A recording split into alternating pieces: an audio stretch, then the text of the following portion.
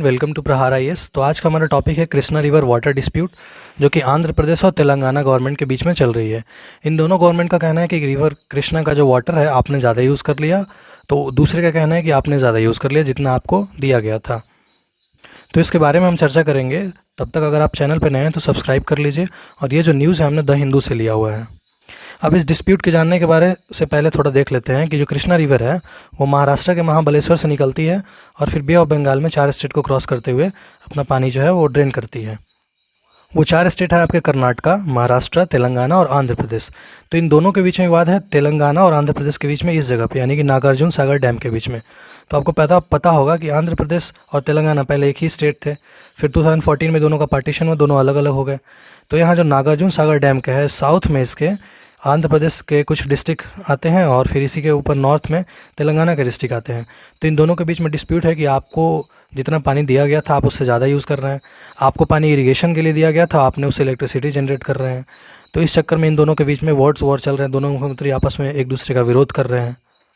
तो सबसे पहले देखते हैं कि इनके बीच में हिस्टोरिकल बैकग्राउंड क्या है, ये फिर ट्रिब्यूनल कैसे बना, किस एक्ट के तहत बना, ये सब एक बार में देखते हैं।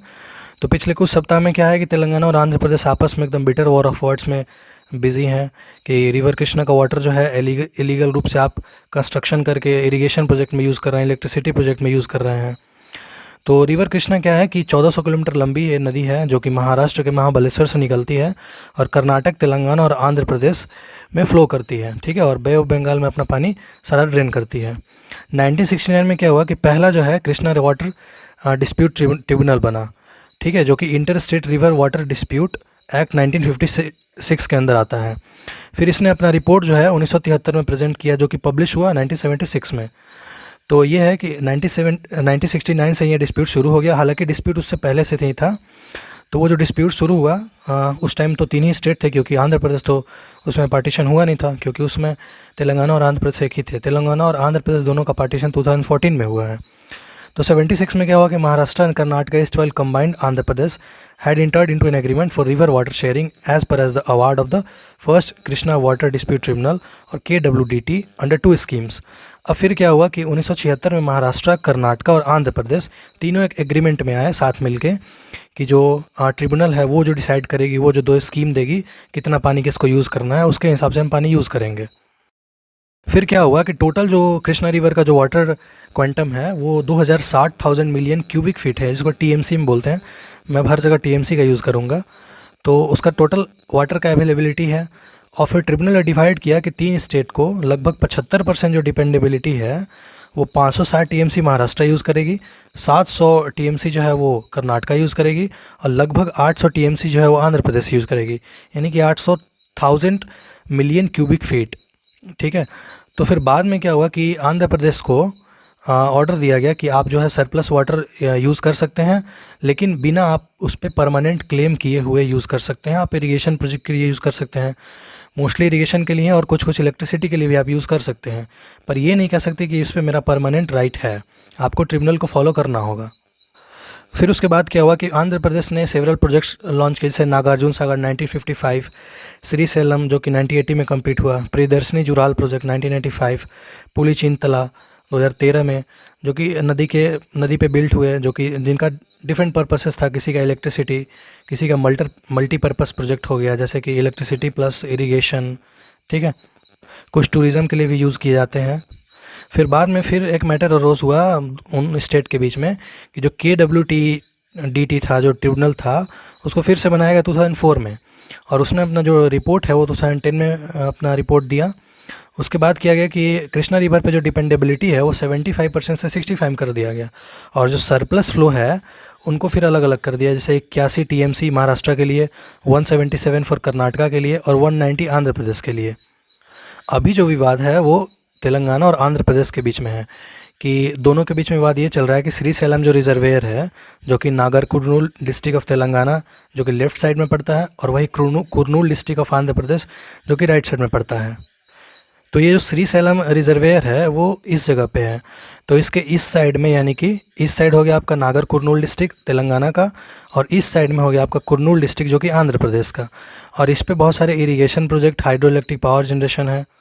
स्टार्टिंग में क्या था कि जब दोनों स्टेट नहीं बटे थे तो उस डैम का, उस रिजर्वेयर का पर्पस था कि सिर्फ इलेक्ट्रिसिटी जनरेट करना है, पर बाद में जो श्रीशैलम प्रोजेक्ट है वो थोड़ा सा और उसमें फंडिंग दिया गया, उसको कन्वर्ट कर दिया गया मल्टीपर्पज़ प्रोजेक्ट में, कि इरिगेशन में भी यूज़ होगा, टूरिज़्म में भी यूज़ होगा, और हाइड्रो इलेक्ट्रिक जनरेशन तो पहले से हो ही रहा था। फिर जब दोनों स्टेट आपस में बटे तो फिर तेलंगाना ने सेंटर से पूछा कि आप एक नया ट्रिब्यूनल बनाओ और फिर पानी का एलोकेशन आप कीजिए चारों स्टेट के बीच में। तो फिर बाद में क्या हुआ कि एक एपेक्स काउंसिल बना आंध्र प्रदेश रीऑर्गेनाइजेशन एक्ट 2014 के अंडर, कि देखने के लिए कि गोदावरी रिवर और कृष्णा रिवर का मैनेजमेंट कैसे होता है। कृष्णा रिवर मैनेजमेंट बोर्ड बना ताकि डिस्प्यूट रिजॉल्व हो सके दोनों के बीच में, पानी का शेयरिंग का आंध्र प्रदेश और तेलंगाना के बीच में। हालांकि ट्रिब्यूनल का क्या था कि वो अपने स्तर पे पहुंच नहीं पाई, ठीक है, पर फिर दोनों तेलुगु स्टेट के बीच में पानी का रीएलोकेशन हो गया, जिसमें कि 811 टीएमसी जो है Krishna water allocated to combined state Andhra Pradesh and Telangana, where sharing 512 TMC and 299 TMC respectively. मतलब फिर बाद में एक 811 टीएमसी मिला दोनों स्टेट के बीच में, जिसमें कि 512 टीएमसी जो है वो आंध्र प्रदेश को मिलना था और 299 टीएमसी जो है 1000 मेट्रिक क्यूबिक फीट वो तेलंगाना को मिलने थे। पर बाद में फिर तेलंगाना ने क्या किया कि मुझे कम क्यों मिलेगा, तो फिर उसने सुप्रीम कोर्ट में चैलेंज करा तेलंगाना स्टेट ने 2015 में, और फिर वो 2015 से वो केस पेंडिंग ही है। फिर बाद में सेंटर ने तेलंगाना को बताया कि आपका जो मैटर है वो हम रिजॉल्व करेंगे, तो आप जो है केस सुप्रीम कोर्ट से विदड्रॉ कर लीजिए, अपना पिटीशन जो है वापस ले लीजिए, हम आपको इस मुद्दे को रिजॉल्व करेंगे।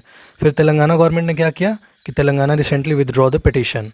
फिर अभी करंट इशू ये है कि तेलंगाना के कुछ मिनिस्टर जो है वो कंसर्न रेज कर रहे हैं आप गवर्नमेंट के ख़िलाफ़ कि आपने एक इलीगली जो है लिफ्ट इरिगेशन प्रोजेक्ट बनाया है, Rayalaseema lift irrigation project RLIP Krishna river पे, और आप उसको रोक नहीं रहे हैं क्योंकि, और उसके अलावा सेंटर ने जो है नेशनल ग्रीन ट्रिब्यूनल ने आपको काम रोकने से मना किया कि ये इन्वायरमेंट के खिलाफ है, फिर भी आप जो है इसका इलीगल कंस्ट्रक्शन किए जा रहे हैं कृष्णा रिवर पे। तो आप गवर्नमेंट ने बोला है कि हमने एक बूंद भी पानी जो है वो एक्स्ट्रा नहीं लिया है जितना हमको मिला था, जो कि 512 टीएमसी के आसपास था, तो आप इसका विरोध न मत करिए। हमने एक बूंद भी पानी जो है जितना हमको अलॉट किया गया था उससे ज़्यादा हमने नहीं लिया है। यहाँ पे उल्टा आंध्र प्रदेश गवर्नमेंट का खुद एलिगेशन है तेलंगाना को लेके कि आपको जिस काम के लिए पानी मिला था, श्रीशैलम, नागार्जुन हो या फिर पुली चिंतकला प्रोजेक्ट में, आप उसके लिए पानी यूज़ नहीं कर रहे हैं, बल्कि आप उसके अलावा हाइड्रो पावर प्रोजेक्ट के लिए आप पानी जो यूज़ कर रहे हैं, हाइडल पावर जनरेशन के लिए आप पानी यूज़ कर रहे हैं। आपको पानी मिला था मेनली तौर पे इरिगेशन के लिए, और आपके स्टेट में इरिगेशन की नीड है, और उस नीड को बिना पूरा किए हुए आपने पानी को यूज़ करा बिजली उत्पन्न करने में। तो इसके चलते आंध्र प्रदेश गवर्नमेंट का एलिगेशन है कि कृष्णा रिवर मैनेजमेंट बोर्ड के ख़िलाफ़ आप जा रहे हैं, क्योंकि कृष्णा रिवर मैनेजमेंट बोर्ड ने कुछ पहले रिसेंट ऑर्डर एक पास किया था जिसमें कहा था कि तेलंगाना जो है उसको अपना पावर जनरेशन स्टॉप कर देना चाहिए कृष्णा रिवर से। और फिर इसको लेके तेलंगाना और कृष्णा रिवर मैनेजमेंट बोर्ड के बीच में भी कुछ थोड़ा अड़चन पैदा हो गया था। फिर बाद में क्या हुआ कि आंध्र प्रदेश गवर्नमेंट बार बार इंसिस्ट करती है कि प्रोटोकॉल बार बनाइए जिससे कि तेलंगाना जो है वो पावर जनरेशन के लिए पानी जो है वहाँ से निकाल सकती है, और वो बार बार बोल भी रही है कि ये इरिगेशन का इनका डिमांड पूरा हुआ नहीं और ये पावर जनरेशन करना शुरू कर देते हैं। तो इन दोनों के बीच में कुछ एलिगेशंस हैं जो कि इनके मुख्यमंत्रियों के बीच में भी है, ये बार बार कुछ डिबेट चर्चा कर रहे हैं। तो ये था कृष्णा रिवर डिस्प्यूट, और नेक्स्ट वीडियो में कुछ और डिस्प्यूट्स के साथ मिलेंगे, जैसे कि Godavari river dispute, Kaveri river dispute. तो अगर आपको वीडियो अच्छा लगा तो फिर सब्सक्राइब करिए और बेल आइकन दबाइए, ताकि डेली न्यूज़ एनालिसिस जो कि हम करते हैं 20 से 25 मिनट का होता है, और हम कुछ अखबारों से न्यूज़ लेते हैं जैसे कि द हिंदू, PIB, PRS, इन सब से, और यहाँ पे पब्लिश करते हैं। तो आप उसको देखिए और डेली न्यूज़ एनालिसिस का अच्छे से रिवाइज़ करते रहिए। तब तक के लिए धन्यवाद।